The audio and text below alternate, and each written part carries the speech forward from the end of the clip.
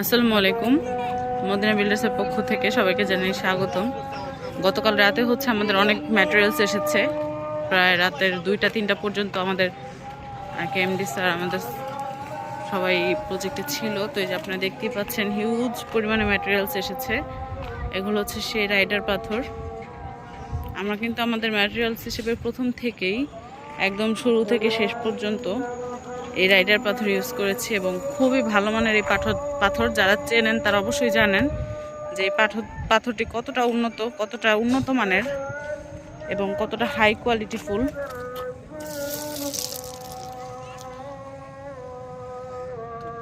এই যে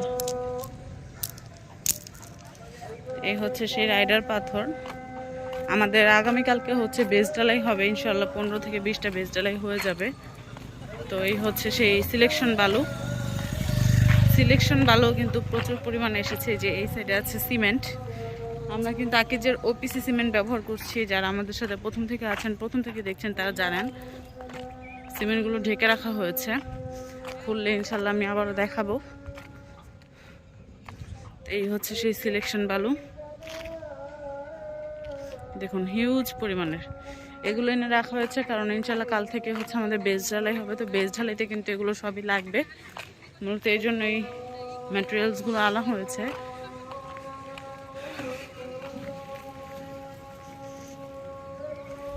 এই হচ্ছে আমাদের প্রজেক্ট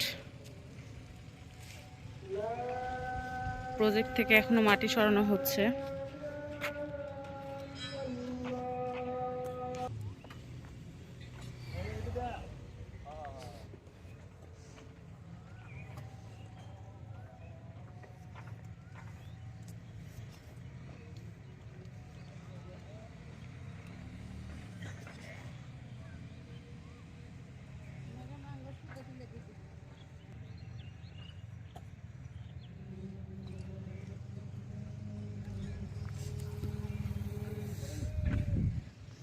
তো বেজ ঢালাইয়ের পূর্ববর্তী যে সকল কাজগুলো আছে সেগুলো হচ্ছে সম্পন্ন করা হচ্ছে।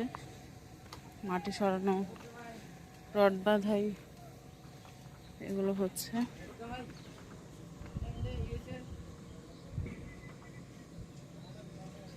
আমরা আগেই বলেছি যে আমাদের বিএসআরএম 25 মিলির রড সেটা আমরা ইউজ করছি এবং যেখানে পাইল ক্যাবের মধ্যে সবাই 6টা করে ইউজ করতো, আমরা সেখানে 7টা করে ইউজ করেছি। এই যে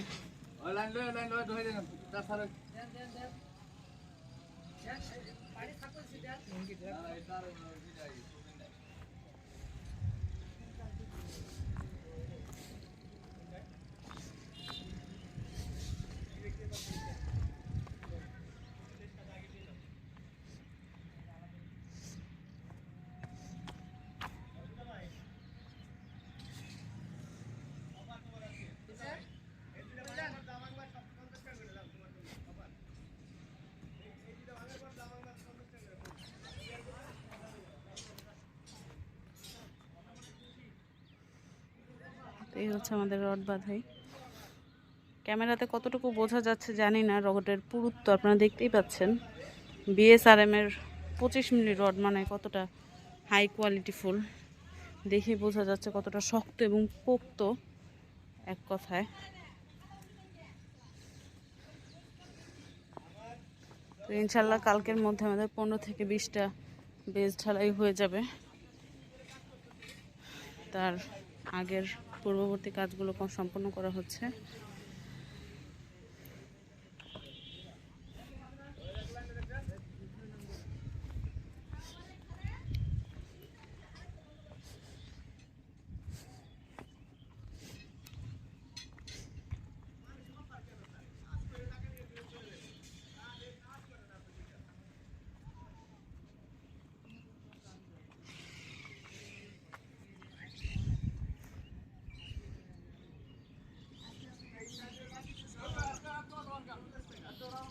তো এই ছিল আমাদের আজকের প্রজেক্ট আপডেট।